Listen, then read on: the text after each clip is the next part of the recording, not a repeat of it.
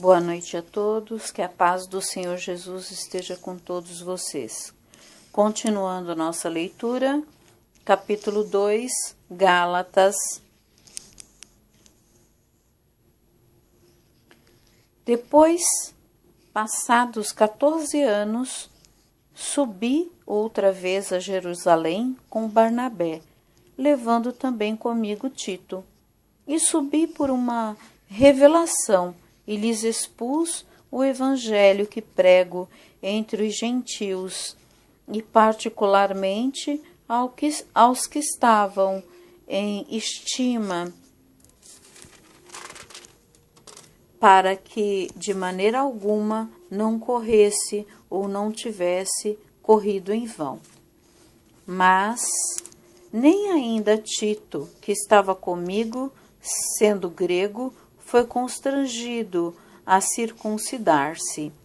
E isso por causa dos falsos irmãos que se tinham entremetido e secretamente entraram a aspirar a nossa liberdade que temos em Cristo Jesus, para nos porem em servidão, aos quais nem ainda por uma hora cedemos com sujeição, para que a verdade do Evangelho permanecesse entre nós.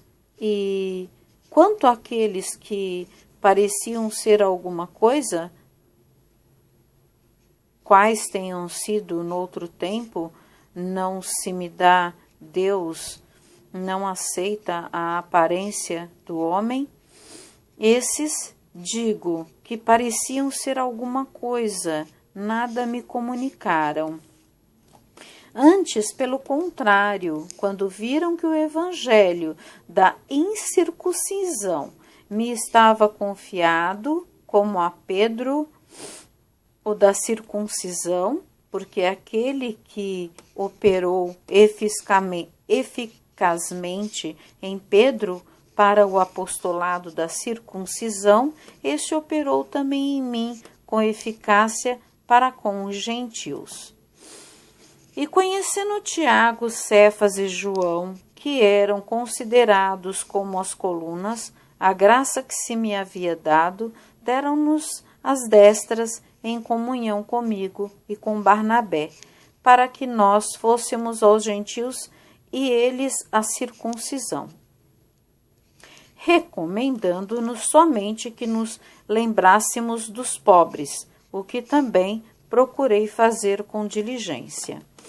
E chegando Pedro a Antioquia, lhe resisti na cara, porque era repreensível. Porque antes que alguns tivessem chegado da parte de Tiago, comia com os gentios, mas depois chegaram, se foi retirando e se apartou deles, temendo os que eram da circuncisão. E os outros judeus também dissimulavam com ele, de maneira que até Barnabé se deixou levar pela sua dissimulação. Mas quando vi que não andavam bem e direitamente conforme a verdade do Evangelho, disse a Pedro na presença de todos: se tu, sendo judeu, vive com os gentios e não como judeu, porque obrigas os gentios a viverem como judeus? Nós somos judeus por natureza e não pecadores dentre os gentios. Sabendo que o homem não é justificado pelas obras da lei, mas pela fé em Jesus Cristo, temos também crido em Jesus Cristo, para sermos justificados pela fé de Cristo, e não pelas obras da lei, porquanto, pelas obras da lei, nenhuma carne será justificada. Pois, se nós, que procuramos ser justificados em Cristo, nós mesmos também somos achados pecadores, é porventura Cristo ministro do pecado? De maneira nenhuma, porque se torno a edificar aquilo que destruí, constituo-me a mim mesmo transgressor. Porque eu, pela lei, estou morto para a lei, para viver para Deus.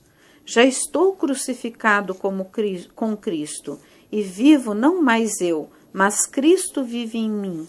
E a vida que agora vivo na carne, vivo-a na fé do Filho de Deus, o qual me amou e se entregou a si mesmo por mim.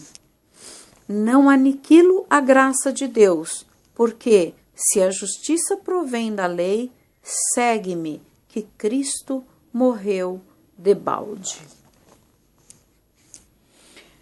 No capítulo 2, versículo 6, os líderes cristãos, tidos em alta conta, podem nos desapontar. Deus não demonstra qualquer favoritismo baseado em posição ou desempenho. Os líderes devem ser respeitados, mas a fidelidade suprema deve ser dada a Cristo. É possível respeitar o ofício sem venerar a pessoa. No versículo 9, Tiago, Cefas ou Pedro e João pregavam o evangelho aos judeus, enquanto Paulo e Barnabé trabalhavam entre os gentios. Em vez de criticar os outros por suas diferenças, o desafio dos crentes é de trabalhar juntos para divulgar o evangelho a todos os povos. No versículo 15 a 16, Paulo não rejeitava a lei. Pelo contrário, ele dizia que o mandamento era santo, justo e bom. A lei protege e convence do pecado e leva a Cristo. A lei não justifica, mas orienta a vida cristã diária.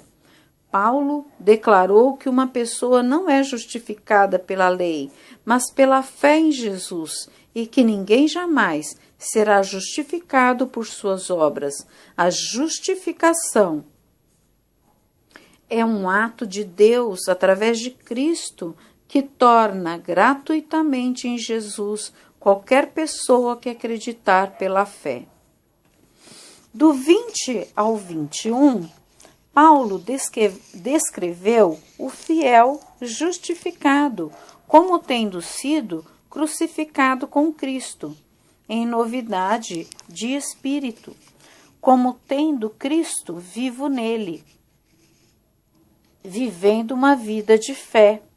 E sabendo quem tornou essa vida possível, então Paulo comentou que a justificação através das obras, a lei, é imediatamente oposta à justificação pela graça mediante a fé. Ele também ressaltou que a fé acrescida de obras resulta basicamente em obras. Se a salvação pode ser conquistada, então Deus está meramente dando o que foi conquistado ao merecido, o que torna a graça nula e vazia. E nesse caso, Cristo teria morrido em vão. Então a vida santa é essencial. A prorrogação do Evangelho, a obediência à lei é o fruto da salvação e não um pré-requisito para a salvação. Ninguém jamais foi salvo por cumprir a lei. Nós realizamos boas obras não para sermos salvos, porque já fomos salvos. Paulo, como todos os outros fiéis, precisou morrer para si mesmo.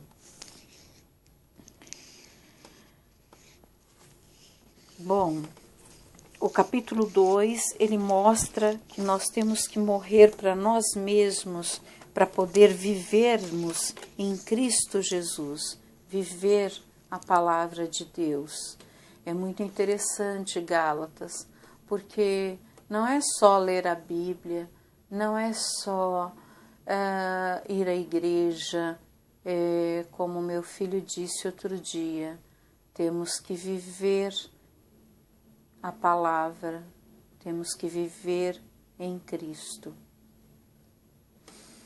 Eu espero que vocês tenham gostado da leitura que acabei de fazer, que ela tenha servido imensamente para qualquer um que ouça, para você e para sua família. Que a paz de nosso Senhor Jesus Cristo esteja com você e com os seus.